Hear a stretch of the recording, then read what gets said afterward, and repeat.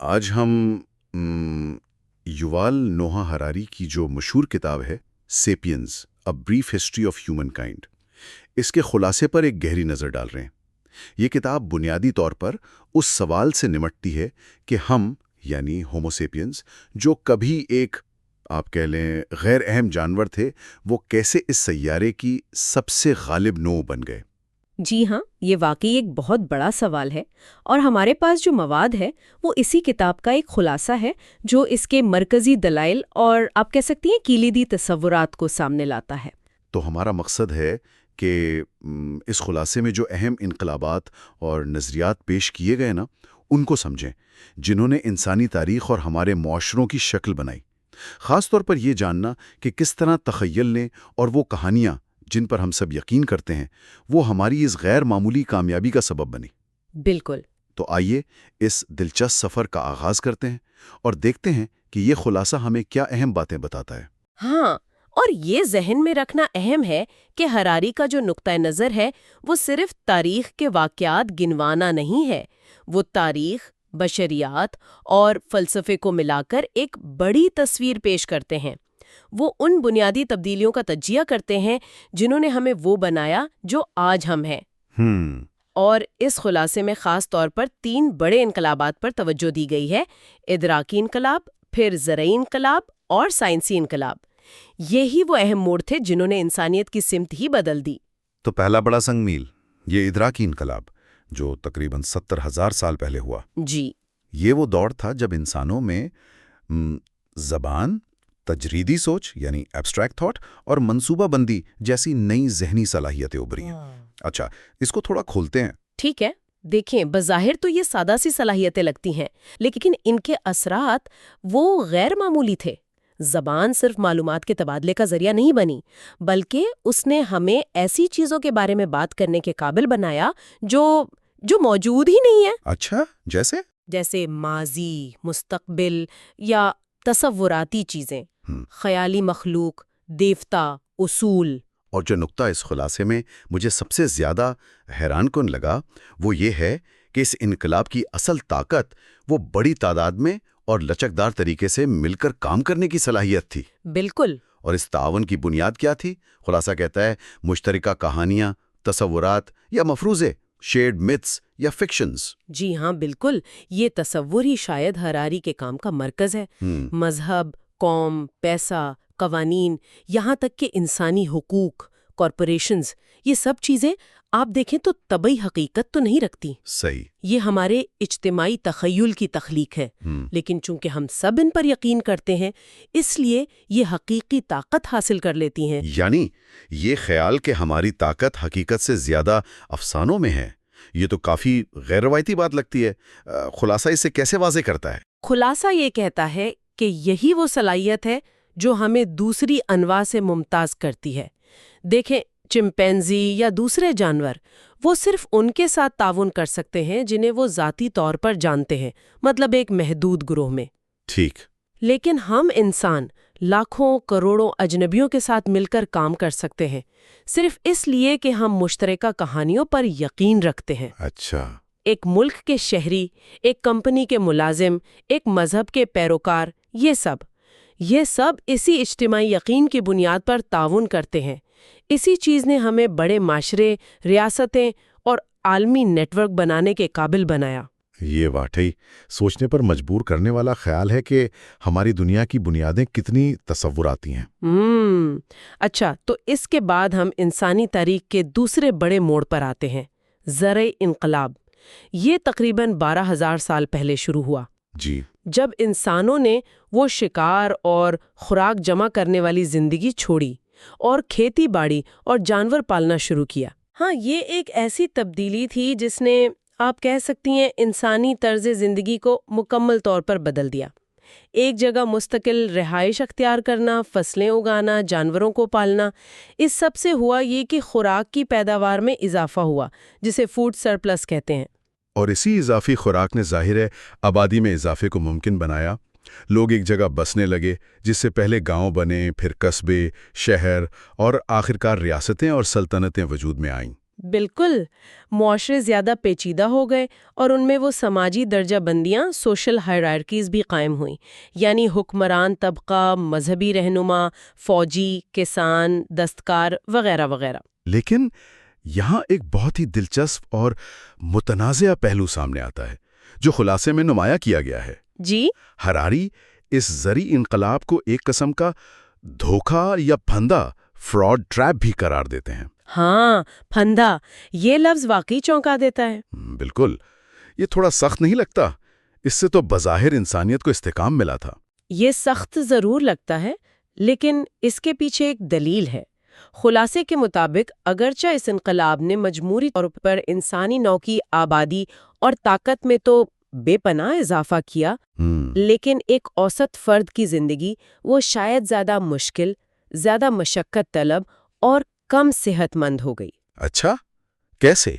دیکھیں، کسانوں کو کھیتوں میں سخت محنت کرنی پڑتی تھی، ان کی خوراک پہلے سے کم متنوع ہو گئی، مطلب وہ چند مخصوص فصلوں پر انحصار کرنے لگے، جس سے قحط کا خطرہ بھی بڑھ گیا۔ اور بیماریاں بھی؟ جی ہاں، نئی بیماریاں بھی پھیلیں جو گنجان آبادیوں اور پالتو جانوروں سے انسانوں میں منتقل ہوئیں۔ تو کیا اس کا مطلب یہ ہے کہ شکاری جمع کرنے والے زیادہ خوش تھے؟ خلاصے میں یہی تاثر ملتا ہے کہ شاید ان کی زندگی زیادہ آسان اور متنوع تھی، وہ کم گھنٹے کام کرتے تھے، ان کی خوراک بہتر تھی اور وہ نئی بیماریوں سے نسبتاً محفوظ تھے۔ تو یہ ہمیں سوچنے پر مجبور کرتا ہے کہ جسے ہم ترقی کہتے ہیں نا، کیا وہ واقعی ہر لحاظ سے بہتری لاتی ہے؟ کیا آبادی میں اضافہ اور ریاستوں کا قیام ہی انسانی خوشی کا پیمانہ ہے؟ یہ مواد اس روایتی نظریے پر سوال اٹھاتا ہے۔ یہ واقعی ایک اہم سوال ہے کہ ترقی کو کیسے ناپا جائے۔ اچھا، یہ ہمیں تیسرے اور سب سے حالیہ بڑے انقلاب تک لاتا ہے، سائنسی انقلاب، جس کا آغاز تقریباً 500 سال پہلے ہوا۔ جی، یہ وہ دور ہے جب انسانوں نے اپنی لا علمی کو تسلیم کیا اور منظم طریقے سے مشاہدے، تجربے اور ریاضی کے ذریعے کائنات کو سمجھنے کی کوشش شروع کی۔ بالکل، اور یہ نقطہ نظر کہ ہم نہیں جانتے اور پھر جاننے کی کوشش کرنا، یہی جدید سائنس کی روح ہے۔ اس نے علم اور ٹیکنالوجی کے میدان میں ایک آپ کہہ لیں دھماکہ خیز ترقی کی بنیاد رکھی۔ اور اس خلاصے کے مطابق یہی سائنسی سوچ جدید دنیا کی تعمیر میں کلیدی حیثیت رکھتی ہے۔ اسی دور میں سرمایہ بالی یعنی کیپٹلزم کا نظام پروان چڑھا، صنعتی انقلاب آیا اور یورپی طاقتوں نے عالمی سلطنتیں قائم کی۔ خلاصے میں تو ایک فارمولہ بھی پیش کیا گیا ہے، سائنس پلس سلطنت پلس سرمایہ داری از ایکول ٹو جدید دنیا۔ ہاں، یہ تینوں چیزیں آپس میں بہت گہرائی سے جڑی ہوئی تھیں۔ سائنس نے نئی ٹیکنالوجیز فراہم کی، جیسے بہتر بحری جہاز، ہتھیار، نقشے، جس نے یورپی سلطنتوں کو پھیلنے اور دنیا کے وسائل پر قابو پانے میں مدد کی۔ اور سلطنتوں نے کیا کردار ادا کیا اس میں؟ سلطنتوں نے نئی سرزمینوں تک، نئے پودوں، جانوروں اور ثقافتوں تک رسائی دی، جس سے سائنسی تحقیق کے لیے نیا مواد بھی ملا اور تجسس بھی پیدا ہوا۔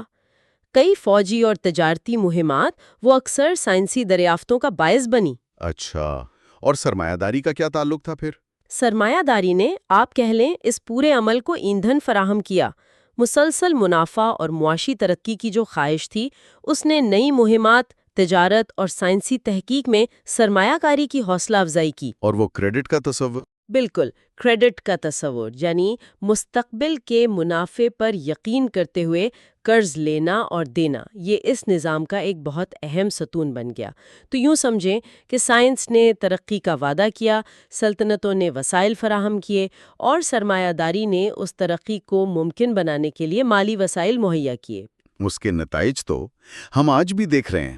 عالمی سطح پر رابطے بڑھے، تجارت اور خیالات کا تبادلہ تیز ہوا اور ایک ایسی عالمی معیشت وجود میں آئی جو مسلسل ترقی اور صرفیت یعنی کنزیومرزم پر مبنی ہے۔ بالکل، اور اسی دور میں سائنس اور ٹیکنالوجی کی بدولت انسان کرۂ ارض پر ایک غالب ماحولیاتی قوت بن گئے۔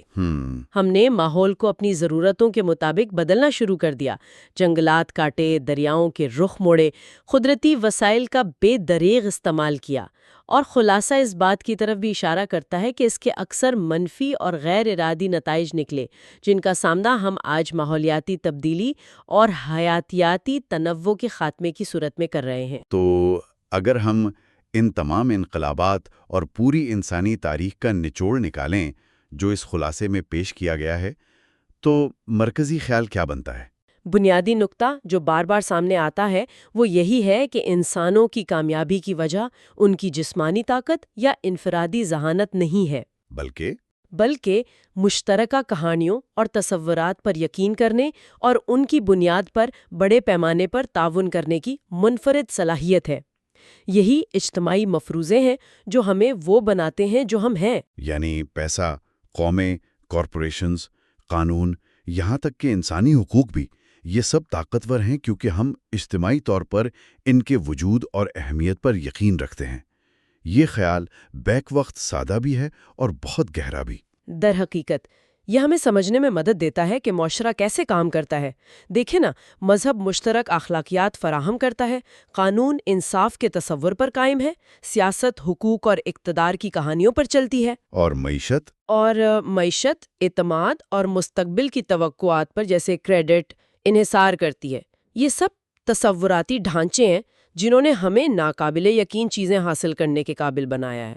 لیکن یہ خلاصہ ہمیں ترقی کی قیمت کی یاد دہانی بھی کراتا ہے، جیسے زرعی انقلاب نے مشقت بڑھائی اور سائنسی انقلاب، سرمایہ داری اور سلطنت سازی نے اگرچہ مادی ترقی دی، لیکن ساتھ ہی عدم مساوات، سماجی تناؤ اور ماحولیاتی بگاڑ کو بھی جنم دیا۔ یقیناً یہ ایک دو دھاری تلوار ہے۔ ترقی نے بہت کچھ دیا ہے لیکن اس کی قیمت بھی چکانی پڑی ہے۔ خلاصہ ہمیں یہ سوچنے پر مجبور کرتا ہے کہ کیا یہ قیمت قابل قبول ہے اور کیا ہم مستقبل میں ایک بہتر توازن قائم کر سکتے ہیں۔ تو اس خلاصے سے ہم کیا اہم اسباق اخذ کر سکتے ہیں؟ میرے خیال میں چند کلیدی باتیں بالکل واضح ہیں۔ اول، ہماری حکمرانی کی بنیاد مشترکہ کہانیوں پر ہے۔ دوم، ترقی ہمیشہ انفرادی خوشی یا بہتری کا باعث نہیں ہوتی، اس کے فائدے بھی ہیں، نقصانات بھی۔ صحیح۔ سوم، ہمارے معاشرتی، سیاسی اور معاشی نظام تصوراتی بنیادوں پر قائم ہے۔ چہارم، ہم ماحول پر غالب آ چکے ہیں جس کے ساتھ ایک بڑی ذمہ داری آتی ہے۔ اور آخر میں مستقبل کے حوالے سے ٹیکنالوجی، خاص طور پر بائیو ٹیکنالوجی اور مصنوعی ذہانت یعنی AI، وہ ہمیں بنیادی طور پر تبدیل کرنے کی صلاحیت رکھتی ہے۔ یہ انسانی تاریخ کا ایک واقعی بہت وسیع اور فکر انگیز جائزہ ہے جو اس خلاصے میں پیش کیا گیا ہے۔ یہ ہمیں اپنی نوعیت کی کامیابیوں اور ناکامیوں پر غور کرنے کا موقع فراہم کرتا ہے۔ اور یہ ہمیں مستقبل کے بارے میں ایک بہت اہم سوال کے ساتھ چھوڑ جاتا ہے۔ خلاصے کا اختتام اس امکان کی طرف اشارہ کرتا ہے کہ بائیو ٹیکنالوجی اور AI جیسی ٹیکنالوجیز شاید انسان کو ہومو سیپین سے آگے لے جا کر ہومو ڈیوس یعنی خدا نما مخلوق میں تبدیل کر دیں۔ خدا نما مخلوق، یہ ایک چونکا دینے والا خیال ہے۔ کیا ہم اپنی شناخت کھو دیں گے؟ کیا اس سے پہلے سے موجود عدم مساوات کہیں اور گہری تو نہیں ہو جائے گی؟ یہ وہ سوالات ہیں جن پر شاید آنے والی نسلوں کو سب سے زیادہ غور کرنا پڑے گا۔ یہ ایک ایسا نقطہ ہے جو مزید سوچ بچار کا متقاضی ہے۔